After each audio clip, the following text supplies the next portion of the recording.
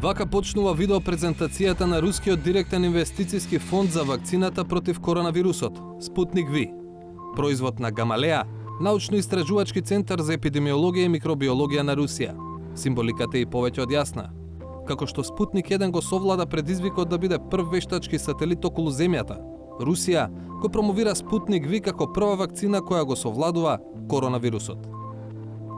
Достаточно эффективно формирует иммунитет устойчивый и, повторяю, прошла все необходимые проверки. Одна из моих дочерей сделала себе такую прививку. Я думаю, что в этом смысле она поучаствовала в эксперименте. Од тој 11 август, кога председателот Владимир Путин му ја соопшти веста на светот, Русија ја понуди вакцината на повеќе држави, меѓу нив и на Македонија. Знаете, не се намеќемо воопшто ништа. Ако македонската страна е заинтересирана за ова вакцина, ние сме потпуно отворени за соработка. Одговорот од македонските здравствени власти е дека вакцината се анализира, а одлука се уште нема. За ефикасноста веќе имаме добар дел на информации, меѓутоа она што е битно е безбедност. Кога Скопје ќе одговори на Москва и какви се шансите Спутник V да дојде и на македонскиот пазар? Sputnikvaccine.com е интернет страницата на која лабораторијата Гамалеа објаснува како делува нивната вакцина Спутник V. Руските научници велат дека прво земале дел од протеинот од круната со кој коронавирусот ги напаѓа човековите клетки.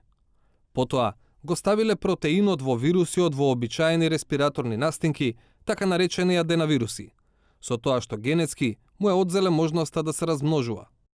Кога ќе се прими таквата вакцина, аденавирусот го носи протеинот од коронавирусот до клетките на човекот. Без својството за размножување, во теорија, примателот на вакцината не се разболува од коронавирусот. Напротив, неговиот имунолошки систем развива антитела кои знаат како да се борат против непријателот.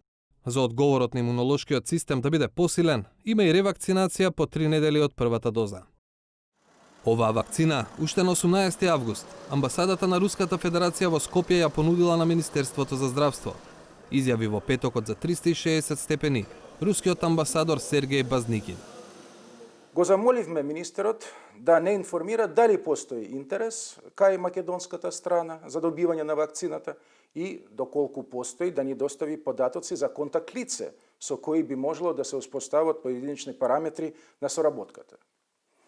Вчера јас зборував на телефон со министер Филипче на неговата иницијатива, кој ми кажа дека нивниот сектор за вакцини и имунизација го прати процесот за руската вакцина.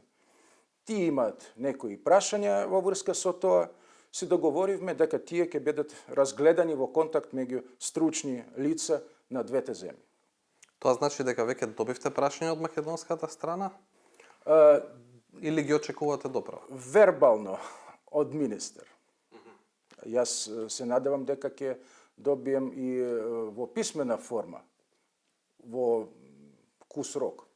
Добро. Дали сте задоволни од таквиот одговор од Македонското Министерство за здравство? Знаете, не се намеќемо воопшто ништа. Ако македонската страна е заинтересирана за ова вакцина, ние сме потпуно отворени за соработката. Ако вие сакате да сазнате повеќе за некои прашања, ту сме и спремни сме да понудимо сите одговори кои ние имаме. Јас би сакал да бидам сосема отворен тука. Значи, топката е на македонската страна. Како македонската страна ќе изигра од нафрлената руска топка ќе зависи од домашниот комитет за имунизација. Председателката на телото, Александра Грозданова, вели дека дописот се разгледува сериозно и поради кредибилитетот на производителот, истражувачкиот центар Гамалеа. Тој институт заедно со уште 2 болници, клинички болници, воени болници, Министерството за здравство на Русија и Министерството за одбрана стојат зад проектот на развој на оваа Спутник V вакцина и недвојбено мислам дека секој еден истражувач, научник нема двојба во однос на кредибилитетот на реномето на овие истражувачки центри. Но, додава Грозданова, не е можен брз одговор за Спутник V бидејќи руските научници не споделували информации за развојот на вакцината, како што тоа го прават научниците кои развиваа вакцини на Западот. Дури на 4 септември беше објавена студијата за втората фаза од тестирањата, направена на 76 доброволци. Нема резултати од третата фаза кога вакцината се тестира на голем број луѓе затоа што таа само што започна, иако вакцината е веќе одобрена. Она што е многу битно да го видите е временскиот период во кој што таа вакцина е ефикасна. За ефикасноста веќе имаме добар дел на информации, меѓутоа она што е битно е безбедност. А безбедноста кај вакцините вие не можете да ја следите недела или две. Потребни ви се секогаш 3 месеци, па 6 месеци и слично. И тоа е тоа што сите, ајде да кажеме, еден сериозен пристап секогаш би имал таква задршка во однос на тие податоци. Покрај тоа, секако дека ефикасноста, односно податоците што би ги јавиле оваа широка употреба на оваа вакцина се дефинитивно оние кои што се одлучувачки, но јас би рекла и да видиме како регулатор на оваа вакцина ќе се најде на пазарот, дали ќе ги помине сите оние институционални проверки, затоа што регистрирање на еден лек на една вакцина на национално ниво значи едно нешто, а регистрирање за употреба надвор од таа земја значи друго нешто и тогаш веќе би имале поконкретни информации. Поедноставено, здравствените власти не отфрлаат можноста да ја набават и руската вакцина, но само откако домашната и светската научна јавност ќе ја потврдат незината ефикасност и безбедност, што е позиција и на премиерот. Ќе купиме и руска вакцина ако се покаже дека е добра. Ако Светска здравствена организација потврди, нема проблем. Амбасадорот Базникин вели го почитува ставот на Заев, но повторува, вакцината е и ефикасна и безбедна. Прво би сакал да кажам дека ние секогаш почитуваме ставови на премиерот Заев и сите премиери од сите земји. Ако вие сакате да добиете зелено светло од Светска здравствена организација, изволте. Во Русија ова вакцина ќе се користи веќе од следната недела за вакцинирањето на луѓето.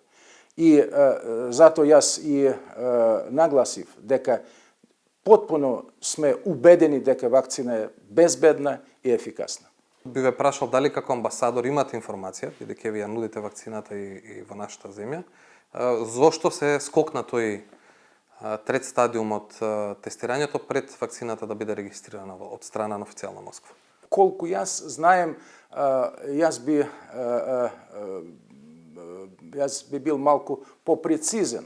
Значи, не скокнаме на третата фаза, него третата фаза отпочнува сега со 40.000 луѓе кои ќе биде обухватени со ова. Но поентата ми е дека и во Русија и секаде праксата било после третата фаза да настапува регистрацијата. Да. Колку јас знаем, ние имаме протоколи кои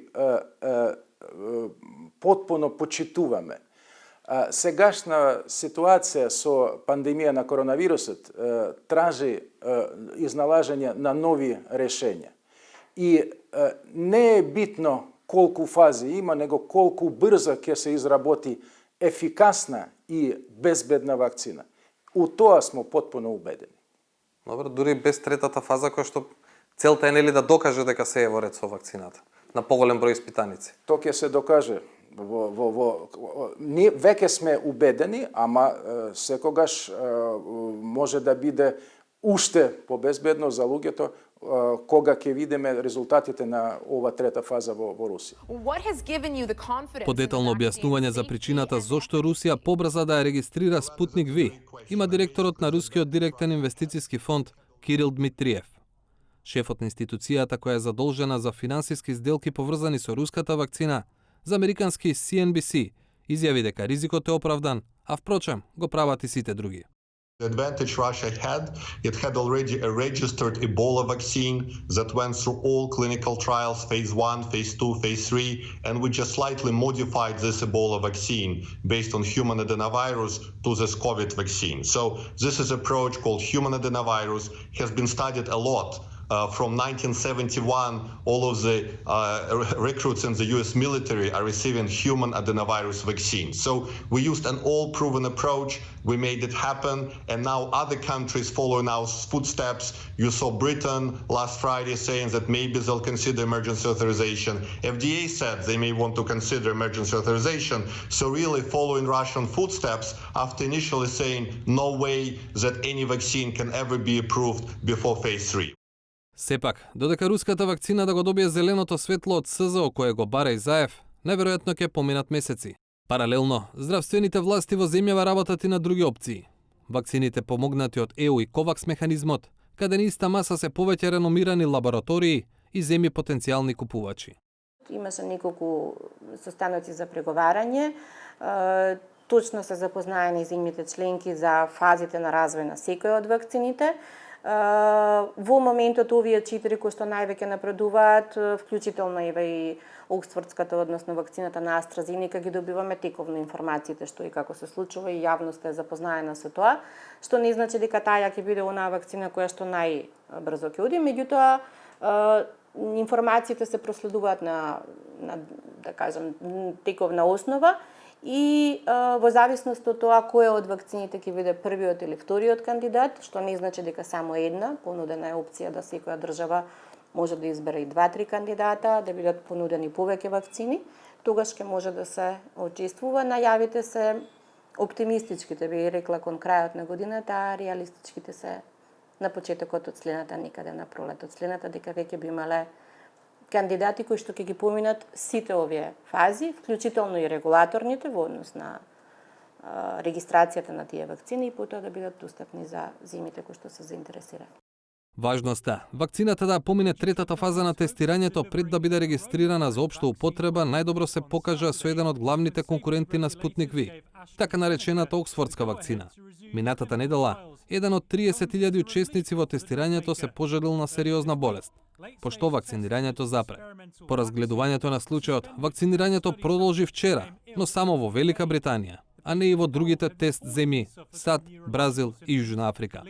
Фактот што немаше образложение, зошто тестот некаде продолжи, а некаде не, ја покажува и другата димензија во потрагата по вакцината, престижот и бизнис потенцијалот.